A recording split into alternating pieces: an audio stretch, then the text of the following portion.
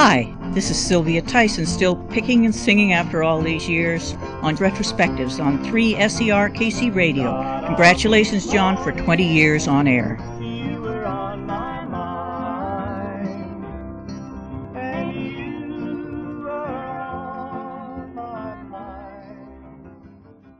Where did your first musical inspiration come from? What first made you want to take up music as a career? I come from a musical family, not necessarily professional musicians, but everybody in the family plays and sings something. And my mother was trained as a classical pianist as a small child, and when I was growing up was an organist and choir leader, so I naturally was in the Anglican church choir. My father had also had piano training, but largely played by ear piano. His great love was the pipe organ. And one of the things that he did, he worked for one of our department stores here, the T. Eaton Company, for many years in their appliance and piano department. And one of his hobbies was to go out to the little country churches in the area where we lived in southern Ontario and repair the old pump organs. And their musical tastes were extremely diverse. Classical music, of course. My mother adored the pop songs of the 20s, 30s, and 40s. My dad was really into Gilbert and Sullivan, ballet music. I evolved an interest in folk music mainly through English literature when I was in high school. And once I realized that some of the old English, Irish, Scottish ballads that I was looking at in my poetry books were actually songs, I started researching them. And it sort of grew from there, and I think naturally from that grew into my being a songwriter. Right. Can you pinpoint a moment in time when you felt that you'd really developed a confidence in your own writing? It was during a period, really. I wouldn't say confidence so much as just that it was what was being done. You have to realize that when I was working with Ian early on in the 60s, we were living in New York in the village. Bob Dylan was one of the people that we hung out with, and I mean, he was writing about a song a day at that point, and you have to realize that at that point he didn't seem like anything special, and everybody thought, well, if he can do it, we can do it. And so I think we all started writing about that time. The very first song that I wrote, actually, you might find of interest, it was You Were on My Mind, which I wrote in 1962. And the reason I say that might be of interest to you is that currently I believe it's a commercial for your Hungry Jack chain down there. It certainly is, yes. Thank you very much. They're still paying off for you. Yes, it certainly is. As I say, the first song I ever wrote. Do you recall when and where you first met up with Ian? I met Ian, probably in about fall of 58 or early 59, through friends of mine who were involved in amateur theater and had connections in Toronto. And Ian was working as a commercial artist for the husband of one of the women that I knew. And he had said, "Oh yes, I have somebody working for me who's interested in folk music, and maybe you'd like to meet him." And he set up a meeting with us, and we started working together shortly after that. The folk scene in New York in the early 60s, it must have been an exciting place to be, an exciting scene to be a part of. Do you have any particular memories of that you still carry around today? Oh, well, I think that the hootenannies at Gertie's Folk City were probably the most exciting time, especially early on when people like Bob Dylan. I remember Simon and Garfunkel singing together in the village one of their very first times at one of those hootenannies. Brother John Sellers was the host. Anybody that was anybody, Phil Oakes, you name it, they all showed up at those hoots. Yeah, it would have been an exciting thing also to witness a lot of this songwriting talent develop firsthand being there. Yes, very much so. Although a lot of the people who are really considered to be the top songwriters were sort of the next generation of that scene, really. Dylan certainly was among the earliest. Eric Anderson was part of that scene as well, being very young at that point. Most of us at that point were singers, people like ourselves, although we were writing a bit. Judy Collins, certainly. Joan Baez, who didn't really start to write until much, much later in her career. Casting back. Yeah, but as you say, mainly interpreters, interpreting other people's songs rather than writing. Yes, and people like Neil Young and Joni Mitchell, for instance, were kind of the next generation up from us. And one of the things that we always did was to record other people's songs, those of our contemporaries and our younger contemporaries. And we were among the first to record Dylan's songs. We were among the first to record Joni Mitchell's songs. Definitely among the first to record Gordon Lightfoot's songs. Actually, because we felt and really talked about it at the time that although we were writing and thought we were writing some pretty good stuff, that after a while there's a sameness to your material, even if you do try to vary it, and it makes it much more interesting if you have a mix of other songs. Well, actually, I spoke to Judy Collins recently, and one thing she mentioned was a real sense of community that was among the performers there at the time. Did you feel that? There definitely was. Yeah. Mind you, the business was a lot less cutthroat in those days.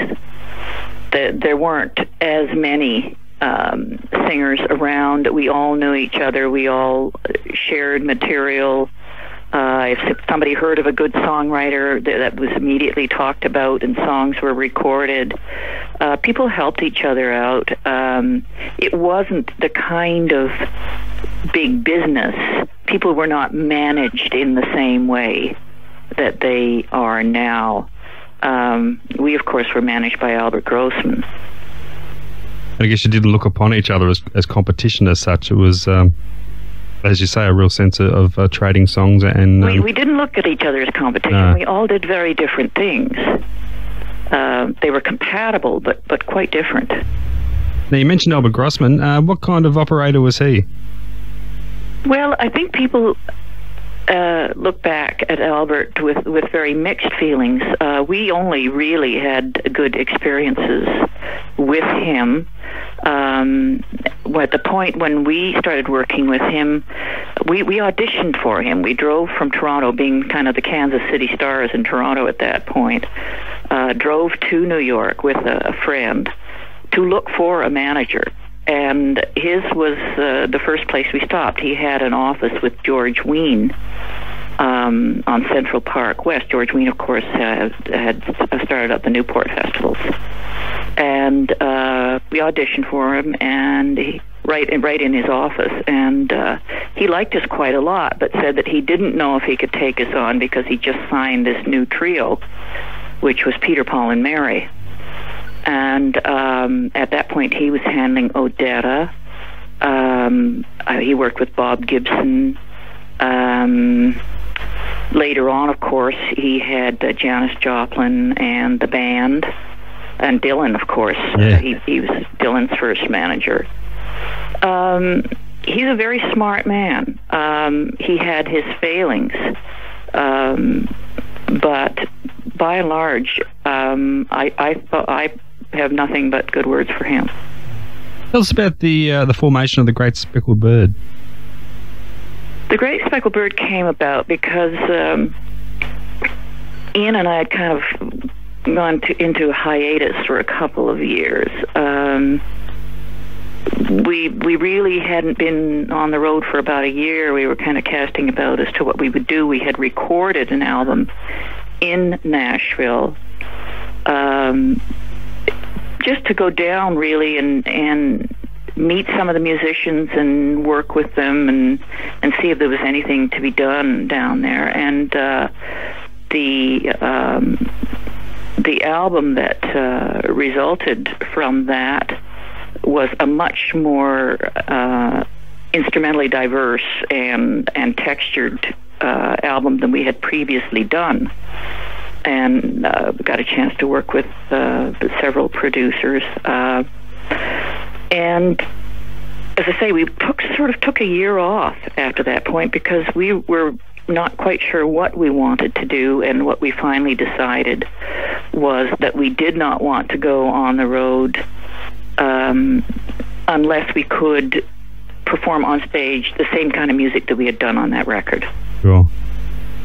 And obviously you were taking a more country direction in this time. Is that always a music that you had a love for? I think that both of us had a lot of country music in our background, and also the traditional music, rather than the written stuff, although our written stuff was certainly influenced by it, came out of the English, Irish, Scots tradition and the American Appalachian tradition and the maritime tradition here, which is really the roots of country and bluegrass music. Of course, yeah. You had a successful radio program over there for a while in the 70s, is that right? Yes, I did. I did it for 5 years. It was called Touch the Earth. Mm-hmm. And that was done for CBC Network. And they had initially approached me about doing a folk show. Sort of a folk circle kind of show, just invite your friends on and play and sing. And at that point, and this is over 20 years ago, the definition of folk music was still a pretty narrow one. And my definition of folk music is a pretty narrow one, in that I believe that it is music that comes from the tradition where the information on the writer has been lost. It's simply been assimilated. And I was not interested in doing a show that was that limited. So I said, I'll do a show for you, but it will be a roots-based show in that it will be traditional music of all kinds, but also contemporary writers and performers whose roots are visible in their music. Yeah. And it was extremely successful. We did a lot of documentary work that was music-based. And we did a singer-songwriter segment every week. It was a 90-minute show. And you also had some television involvement there too, is that right? Yes, I did a television show called, I did two. One was a heritage series, not a music series. One was a heritage series called Heartland, which was strictly a province of Ontario series, although it was shown nationally, in which I would go to various interesting sites, everything from covering the advent of native constables in the villages up around James Bay, to a lighthouse keeper on Lake Superior, to a three-man veterinary clinic in the Amish area, that sort of thing. And then I did a music show called Country in My Soul, which really was a kind of a half-hour country music show. Again, it was mainly done for Ontario, done for CBLT, which was the Ontario CBC station in Toronto. And that ran for 2 years, but it ran also on the network. And because of people that I knew, managed to pull in some pretty serious names. Now, just before we go on and talk about more recent things, and namely Quartet, how has your relationship with record companies been over the years? How would you sum that up? My career up until about 15, 20 years ago was always with major labels. And it just never occurred to me that you weren't on a major label, because I always had been. And then about 20 years ago, I established my own label, Salt Records, and started out putting out my own product through distribution with a major label. And more recently, the experience with Quartet has been that we work strictly through a distributor, although we use their name as a label name, and all of our records are wholly owned by us and bought from us by a distributor. And I have to say that after 30 years in the record business, this is by far the best deal. If only you'd known sooner. Yeah, where have I been all these years? Yeah, it takes me a little while to learn. From what I've read and heard, we don't know too much about Quartet down here, but I believe they're doing wonderful things over there. It given you some renewed enthusiasm for your career? I've had a kind of an interesting career in that every time I start to stagnate a bit and feel a bit out of it, something happens to push me right back into the middle of it. Touch the Earth was like that. Country in My Soul was like that.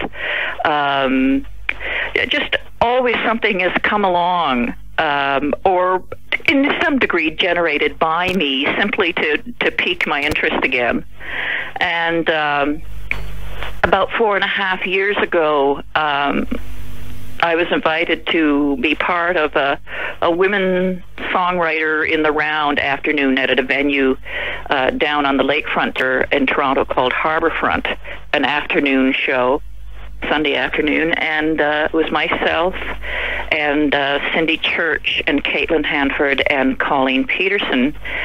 And because we all knew each other and knew each other's material, we thought it'd be a lot more interesting rather than just swapping songs around if we sang on each other's material, because we've all done a lot of harmony singing as well. And it started to sound really good. Realizing, of course, that you're working with 4 mature singer-songwriters who have all had quite a lot of experience in the industry and similar backgrounds in terms of our tastes in music, although there's some major differences as well. And that afternoon was quite extraordinary. If we had had an album that day, we probably could have sold 200 or 300 albums. It was just amazing. We got a standing ovation. Immediately, people were trying to put a name on it. And so within a couple of months, we had done a couple of major CBC radio shows. We had been featured performers in a showcase at the Canadian Country Music Awards. That following year in the Canadian Country Music Awards, we received the award for Best Vocal Collaboration. It's just all that sort of stuff started to happen, and certainly within 2 or 3 months of it starting up, we realized we were going to have to do an album, because the minute we appeared on national radio, within a month of our first appearance, the stations were flooded with calls about where could they get a record. So obviously, originally it wasn't intended to be an ongoing project, but just the response just couldn't ignore it. It's been a very interesting experiment for all of us. We lost Colleen a year ago, October, to cancer. That was a very difficult time, of course, for us, because we were very close as friends and really intertwined musically as well.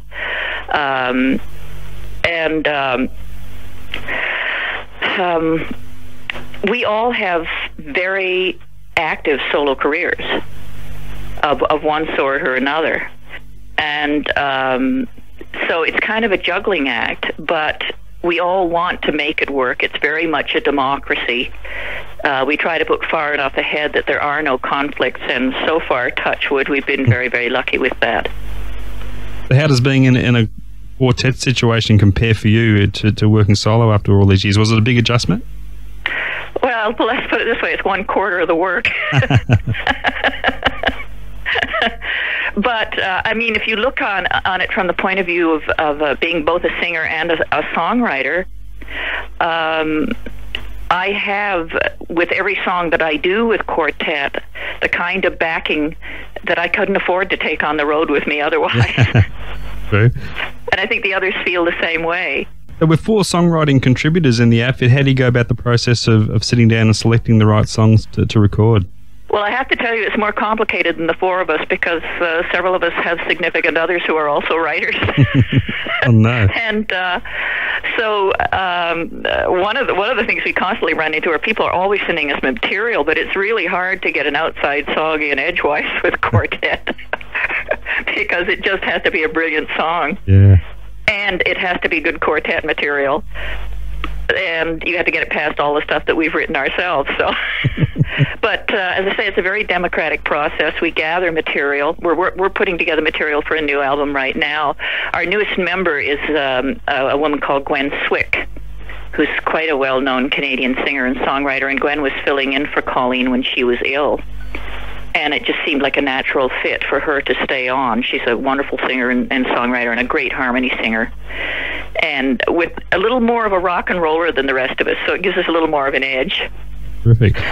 And she's working on a new album right now. Caitlin has just put out a new album.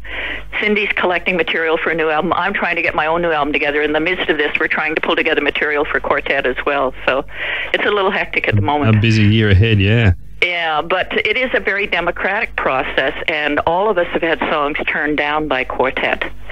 Not because they were bad songs, but because it was felt that it wasn't right for the group. How do your live shows work? Is it all four on stage at all times, or do you do individual Yes, it is spots? all four all the time. We work four across in the front, a slightly concave curve as we face the audience, so we can watch each other for cues and harmonies and that sort of thing. Mm-hmm. And we constantly switch leads.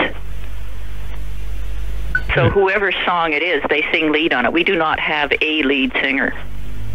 And any kind of backup behind the four of you as well? We generally work with two musicians, a guitar player and a bass player. Randy Kempf is a bass player who's been with us for some time. We've just changed guitar players and may change again. And sometimes Caitlin's husband, Chris Whiteley, who's a wonderful multi-instrumentalist, joins us if we can afford him. He plays dobro, guitar, trumpet, and is one of the best mouth harp players I've ever heard. So it adds a nice texture. And as far as us, all four of us play guitar. We never all play at once. Usually we play on the songs that we sing on. And I play button accordion and do a lot of little percussion things as well. What would be the extent of your touring? Oh, well, mainly in Canada right now, because that's where we have distribution. We're quite excited about the possibility of going to Poland and Czechoslovakia in March. We have our fingers crossed on that. That would be a Canadian cultural tour. Mm-hmm. We have done some work in the States. About 3 years ago, we went down to South by Southwest and got a wonderful review down there in Austin. Yep. And we just did a Midwest booking conference in Milwaukee, but I personally don't have a lot of faith in those events in terms of generating work. Plus, until we get an album out and properly distributed in the States, I think we're kind of spinning our wheels trying to get work down there. Yeah. So what do you see occupying more of your time in the upcoming years, quartet or your solo work? You know, I don't know that I make long-range plans in that way. I'm currently doing, as I say, several other things, trying to put my own next album together. I'm doing hosting a new series for the History Channel, which is one of the new cable channels here. And I'm also trying to put together a one-woman show of my story songs, with a sort of a mixed media presentation. Now, you had some theatre involvement recently too, The Piano Man's Daughter. Yes, with Timothy Findlay. That was a fascinating show. It was all based on 3 books of Timothy Findlay's. I don't know whether you're familiar with his work or not, but he's probably, other than Margaret Atwood, the best known, or Margaret Lawrence, the best known Canadian writer. Mm-hmm. The title of the show, which was the title of one of his books, has been optioned by Whoopi Goldberg as a movie recently. He's just an amazing writer and was an actor when he was a young man, and got tired of doing the normal book tours of going out and reading and signing, and thought he'd like to do something different. And this was the concept that he came up with, to do a 2-hour show based on 3 of the books: Piano Man's Daughter, You Went Away, which was a World War II novella, and Dust to Dust, which is a book of short stories. And what we did was perform various aspects of the books. Myself, Joe Seeley, who's a jazz pianist who won the Juno Award, which is the top Canadian Music Award, for a jazz album based on his background as a member of the black community in Halifax, an album called Africville. And Veronica Tennant, who was one of Canada's prima ballerinas. So, as you can see, it's not your normal show. No. And we performed excerpts from the books, but the books were always in our hands. It was, in fact, a reading, but it was a performance as well, and music and dance. It's quite hard to define. The Globe and Mail, the major Toronto newspaper, defined it as literary vaudeville. There are plans to do that again in '98, is that right? We hope so, yes, and hopes that it will also be done for television, although how adaptable it is in its present format, I don't know. I would hope for all of it, but it isn't very often you get to do a 2-hour special. Yeah, for sure. Your songwriting, is your method and approach to doing that changed much over the years, the way you tackle a song? Oh, I hope I've gotten better at it. But I think I write in just about every way possible. Sometimes the lyrics come first, sometimes the melody comes first, sometimes you write a song in 10 minutes and you don't change a word or a note. That doesn't happen often enough. I do some co-writing. When I co-write, sometimes I actually sit down and work with the person. Other times they will send me a melody or some lyrics, and we'll just trade back and forth until we get it right. It really happens every way imaginable, and I've had the fortune to work with a small but interesting variety of writers. As a matter of fact, one of the people that I have co-written with, Tom Russell, we did a songwriter book that is called "And Then I Wrote, the Songwriter Speaks." Oh, yeah. And it's based on a book that George Plimpton put out called A Writer's Chat Book. I don't know if you're familiar with it or not. No. He had access to all of the interviews done over all the years of the Paris Review with prose writers. And what he did was he edited together this book of quotes broken down into categories that was just kind of a running commentary on writers, how they work, how they live, etc.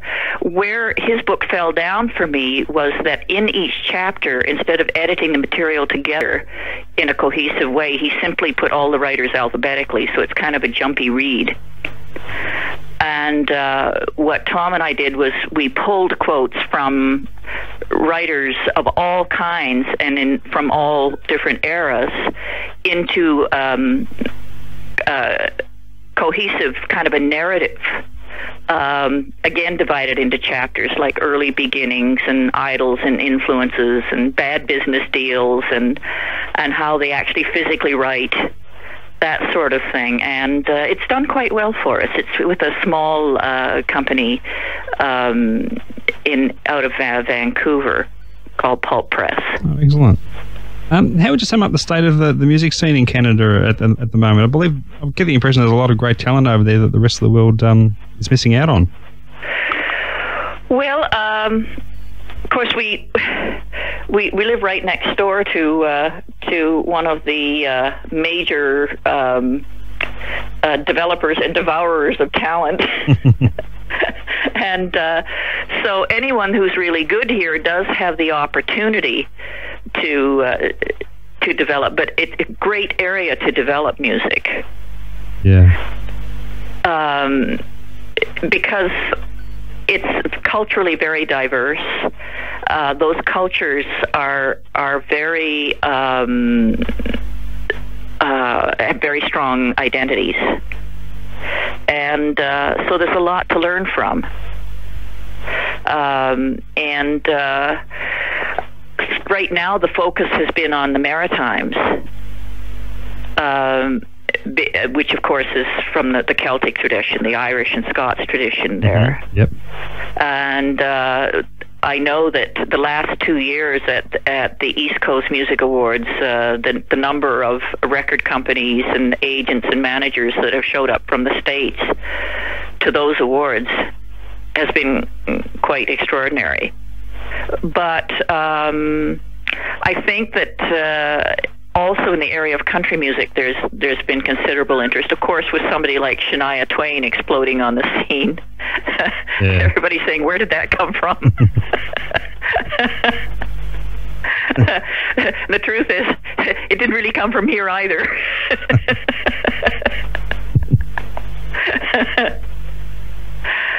Oh dear. Okay, so look, Sylvia, I won't hold you up too much longer. I know you've got a busy year ahead of you, and I'm sure you want to get into it. Any regrets at all? If anything at all you had to go back and change, that you would do so? No, a past is all prologue for me, and it's all grist for the writing mill as well. So I don't say that I regret any of it. No, and no point dwelling on it if there was. No, it doesn't change anything. Okay, thanks again, Sylvia. It's been a pleasure talking to you. Thank you. All the best for 98, and good luck for Quartet as well. Thank you. Okay, cheerio. Right. Bye. Bye-bye.